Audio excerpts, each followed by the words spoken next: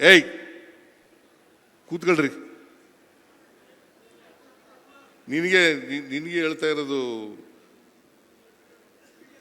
ಶಾಸಕರು ಮಾತಾಡೋದು ಮಧ್ಯೆ ಮಾತಾಡಬಾರ್ದು. ನೀವು ನಿಮಗೋಸ್ಕರ ಮಾತಾಡ್ತಾ ಇರೋದು ನಾನು. ಶಾಸಕರಿಗೆ,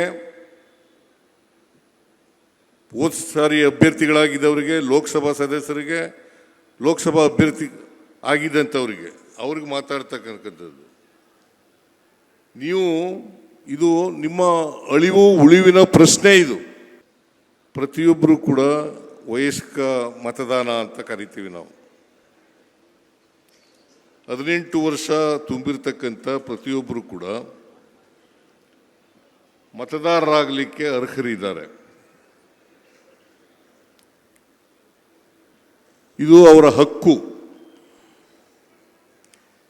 ಈ ಹಕ್ಕನ್ನು ಮೊಟಕು ಮಾಡ್ತಕ್ಕಂಥ ಅಧಿಕಾರ ಯಾರಿಗೂ ಕೊಟ್ಟಿಲ್ಲ. ಚುನಾವಣಾ ಆಯೋಗ ನಮ್ಮ ಸಂವಿಧಾನದ ನಿರ್ಮಾತೃ.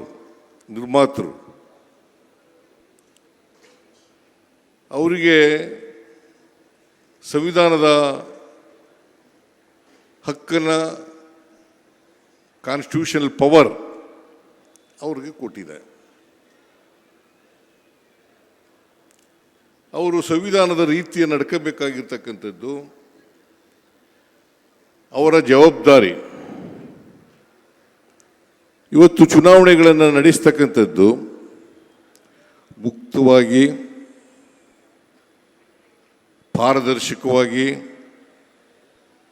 ನಡೆಸ್ತಕ್ಕಂಥದ್ದು ಚುನಾವಣಾ ಆಯೋಗದ ಅಧಿಕಾರ. ಈ ಅಧಿಕಾರದಲ್ಲಿ ಯಾವುದೇ ವ್ಯತ್ಯಾಸ ಆಗಕೂಡದು. ಯಾರನ್ನೂ ಮತದಾರರ ಪಟ್ಟಿಯಿಂದ ಬಿಡಕೂಡದು. ಯಾಕಂದರೆ ಮತದಾರರ ಪಟ್ಟಿಯಿಂದ ಬಿಟ್ಟರೆ ಅವ್ರ ಹಕ್ಕನ್ನು ಕಸ್ಕೊಂಡಾಗ್ತದೆ.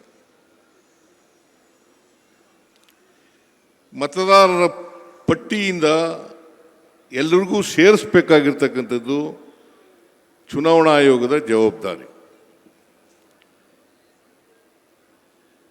ಆದರೆ ಇತ್ತೀಚಿನ ವರ್ಷಗಳಲ್ಲಿ, ಅಂದರೆ 1914ನೇ ಇಸ್ವಿಯಿಂದ ಈಚೆಗೆ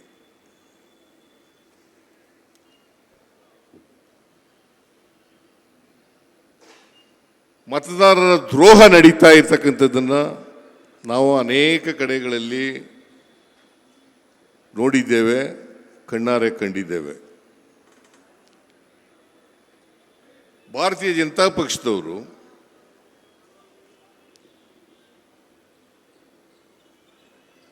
ಅವರು ಜನರಿಂದ ಮತ ತಗೊಂಡು ಅಧಿಕಾರಕ್ಕೆ ಬರಬೇಕು. ಯಾರು ಬಹುಮತ ತಗೊಳ್ತಾರೆ ಅವರು ಅಧಿಕಾರವನ್ನು ನಡೆಸಲಿಕ್ಕೆ ಯೋಗ್ಯರಾಗ್ತಾರೆ. ನಿಮಗೆ ಒಂದು ವಿಚಾರವನ್ನು ಇಲ್ಲಿ ಸಂದರ್ಭದಲ್ಲಿ ಹೇಳಲಿಕ್ಕೆ ಬಯಸ್ತಾ ಇದ್ದೇನೆ.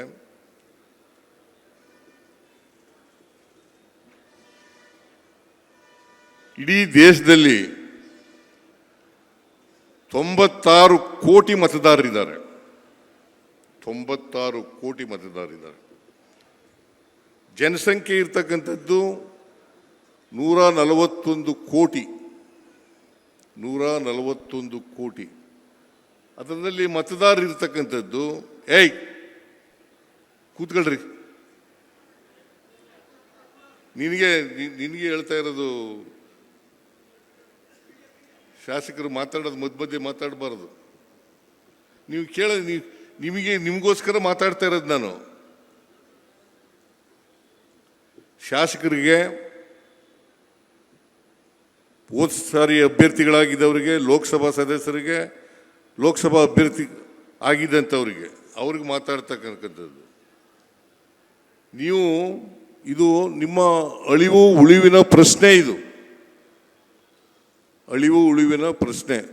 ಅನೇಕ ಜನ 3000ದಲ್ಲಿ ಗೆದ್ದಿದ್ದಾರೆ, 4000ದಲ್ಲಿ ಗೆದ್ದಿದ್ದಾರೆ, 5000ದಲ್ಲಿ ಗೆದ್ದಿದ್ದಾರೆ, 1000ದಲ್ಲಿ ಗೆದ್ದಿದ್ದಾರೆ. ಒಂದು ಓಟ್ನಿಂದ ಕೃಷ್ಣಮೂರ್ತಿ ಸೋತೋದ. ಒಂದು ಓಟ್ನಿಂದ ಕೃಷ್ಣಮೂರ್ತಿ ಎಲ್ಲ ಬಂದಿದ್ದಾನ. ಒಂದು ಓಟ್ನಿಂದ ಸೋತ. ಈಗ ನಿಮಗೆ ಯಾರು ನಿಮಗೆ ಮತ ಹಾಕ್ತಾರೆ ಅವ್ರನ್ನ 1,000, 2,000, 3,000, 4,000, 5,000, 10,000 ಕೂಡ ಕಿತ್ತಾಕ್ತಕ್ಕಂಥ ಅವಕಾಶ ಇದೆ.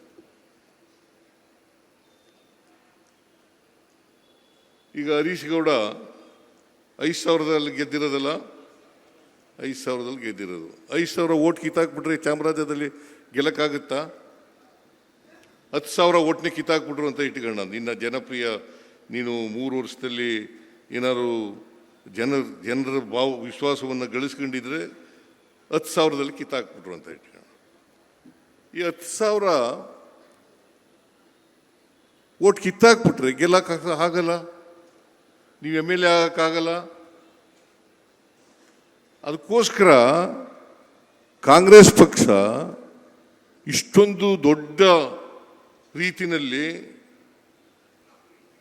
ಜಾಗೃತಿಯನ್ನು ವಹಿಸಿರ್ತಕ್ಕಂಥದ್ದು.